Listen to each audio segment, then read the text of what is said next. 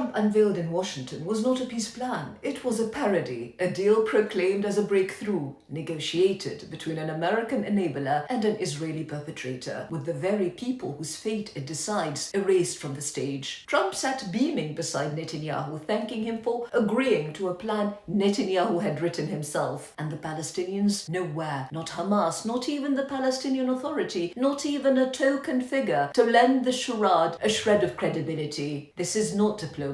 This is colonial arrogance dressed in the language of peace. It's the same logic that birthed the Abraham Accords. Strike deals over Palestine without Palestinians. Celebrate peace while ignoring the occupation. Call it reconciliation while you blockade, starve and bomb a people into silence. But let's be clear, this is not negotiation. It is imposition. It is surrender dressed up as statesmanship. Netanyahu knows how to kill negotiations, assassinate negotiators, from Ismail Haniyeh to those bombed in Doha as they sat to discuss Trump's draft. Eliminate the talks, eliminate the negotiators, then stand in Washington to announce a plan written by genocide partners. And to dignify the circus, a host of Arab and Muslim leaders summoned, not to defend Palestinians, but to pressurize them, whether they know it or not. Their role is not protection, it is cover, not to shield Palestine, but to shove it towards submission. Netanyahu himself crowed in astonishment. Who could believe it? That Muslim and Arab regimes would provide the fig leaf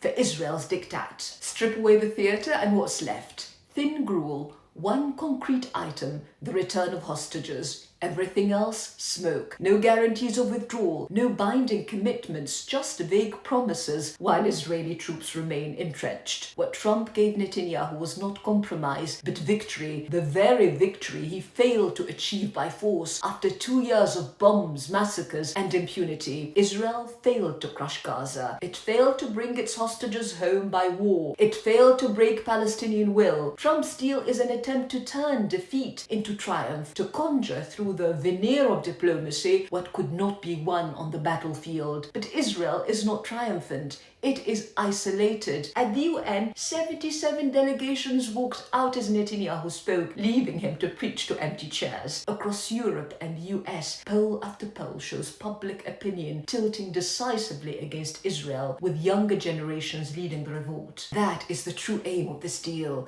to break that tide, to smother boycotts, to suffocate protests, to silence a rising global conscience, and in its place, a colonial guardianship, a so-called peace council chaired by Donald Trump and overseen by Tony Blair. Yes, Tony Blair, the man whose colonial delusions and blood-soaked record in Iraq disqualify him from running a playground in the Middle East, let alone Gaza. This is not peace. It is the Gaza Humanitarian Humiliation Foundation, expanded and repackaged, the same machinery of domination and repression dressed up in flowery human jargon, and the rulers who sit beside Netanyahu, from the Emiratis who whispered with him as the world turned away at the UN to those paraded behind Trump's podium, are not partners in peace, they're accomplices in subjugation. As Egypt's former UN delegate Mu'taz Khalil put it, this is a plan of surrender. It silences Palestinians. It strips them of representation. It hands Netanyahu the absolute victory he promised and failed to win. History will not be kind to this moment. A ceasefire plan that excludes the occupied